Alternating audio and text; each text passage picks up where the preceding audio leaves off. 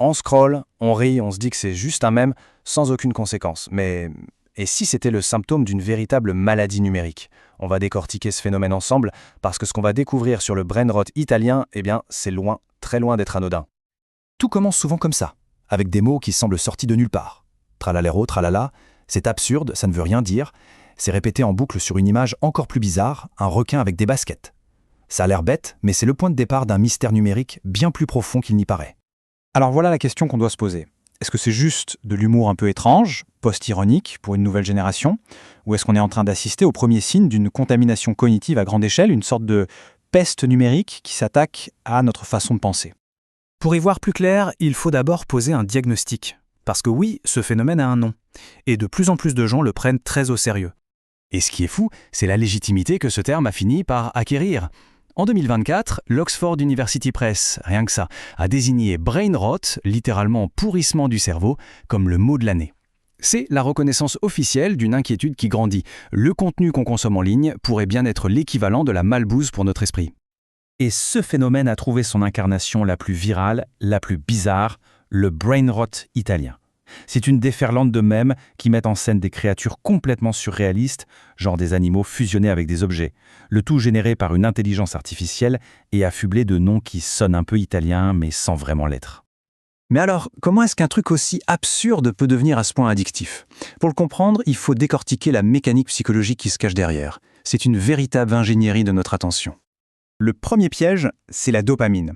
Chaque fois qu'on swipe sur une appli de vidéo courte, c'est comme si on tirait le levier d'une machine à sous. L'algorithme est conçu pour que la récompense, la bonne vidéo, celle qui nous fait rire ou qui nous surprend, soit totalement imprévisible. Et ça crée une boucle d'addiction extrêmement puissante. Et cette addiction, elle a un coût en temps, qui est bien réel. Tout ce temps de scrolling, mis bout à bout, ça s'accumule. Des études estiment que ça peut nous faire perdre plus de 35 jours par an. Pensez-y, c'est un mois entier de notre vie, chaque année, qui part dans cette machine à sous cérébrale. Le deuxième piège, il est esthétique. On appelle ça la vallée de l'étrange, ou Uncanny Valley en anglais. Les créatures du brain rot italien sont conçues pour être pile dans cette zone. Elles nous rappellent quelque chose de familier, mais elles sont juste assez bizarres, assez déformées pour créer un malaise, qui paradoxalement nous fascine et nous empêche de détourner le regard. En fait, ce n'est pas un concept nouveau. Avant le brain rot italien, il y a eu cette fausse pub pour une pizzeria, Pepperoni Hug Spot. Les personnages y étaient décrits comme des poupées de cire fondante, avec des orbites vides et des sourires édentés. L'horreur de l'image a créé un buzz viral monstrueux. Le brain rot italien, finalement, ne fait que réutiliser cette technique. Et parfois, ça va encore plus loin, on utilise le choc pur pour retenir l'attention. Prenez un personnage comme Bombardiero Crocodilo, un mélange de crocodile et de bombardier. Il est associé à un audio qui décrit des actes de violence. C'est un exemple assez glaçant de la façon dont la cruauté, même fausse et absurde, peut devenir un outil pour maximiser le temps passé devant un écran. Bon, maintenant accrochez-vous. On passe à une idée encore plus troublante. Le brain rot, ce ne serait pas seulement une maladie humaine, il semblerait qu'il ait aussi infecté les machines qui le créent. Des chercheurs ont formulé ce qu'ils appellent l'hypothèse du brain rot des LLM. L'idée, c'est que quand on entraîne les intelligences artificielles sur des quantités massives de contenu de mauvaise qualité, tout ce texte de pacotille du web, eh bien, elles subissent elles-mêmes une sorte de déclin cognitif. Et ce déclin, il a des symptômes très concrets, presque humains. L'IA commence à faire des sauts de pensée, elle coupe court à ses propres raisonnements. Sa logique se dégrade, sa compréhension du contexte devient mauvaise, et même ses systèmes de sécurité deviennent moins fiables.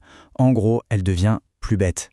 Et là, on se retrouve piégé dans une boucle infernale, une vraie catastrophe circulaire.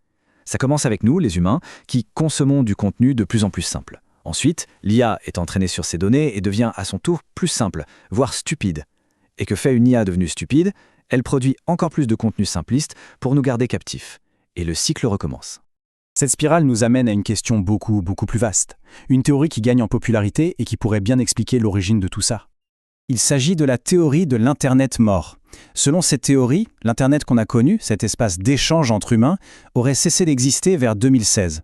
Et depuis, la majorité de ce qu'on voit en ligne ne serait qu'une illusion, du contenu généré par des IA et des bots, conçus non pas pour nous, mais pour les algorithmes. Le contraste est saisissant. D'un côté, on a l'image d'un Internet vivant, plein d'interactions humaines. De l'autre, ce que la théorie suggère, une sorte de village Potemkin numérique, une façade qui cache un vide rempli de contenu automatique et de boucles d'engagement totalement artificielles. Les partisans de cette théorie pointent du doigt des exemples concrets, comme ces images de Shrimp Jesus, Jésus en forme de crevette, générées par IA qui inondent certains réseaux sociaux. Leur seul et unique but est de farmer des milliers de commentaires « Amen », souvent de la part de bots ou de vraies personnes en mode automatique. C'est la preuve, selon eux, d'un web où l'humain n'est plus qu'un pion. Alors, où est-ce que tout ça nous mène? Quel est l'impact final de cet écosystème sur nous, les utilisateurs de Sheredos? Les effets directs du brain rot sur notre cerveau seraient dévastateurs. Notre capacité de concentration s'effondre, notre pensée critique s'émousse, notre patience disparaît. Petit à petit, notre cerveau est reconditionné pour ne chercher qu'une seule chose, la récompense immédiate, le plaisir facile et instantané. Et c'est peut-être ça le point le plus important. Le vrai danger de l'IA, ce n'est peut-être pas qu'elle nous remplace au travail. Le vrai danger, c'est qu'elle nous transforme. Qu'elle fasse de nous des consommateurs passifs, nourris par un flux de contenu absurde généré par une IA qui est elle-même en train de perdre la tête. On termine donc avec cette question. C'est celle que nous pose, indirectement, ce requin en basket et tous ses amis étranges. Que se passe-t-il quand on commence à sous-traiter notre capacité à penser, à nous concentrer, juste pour obtenir la prochaine petite décharge de plaisir facile? C'est peut-être le moment de s'interroger.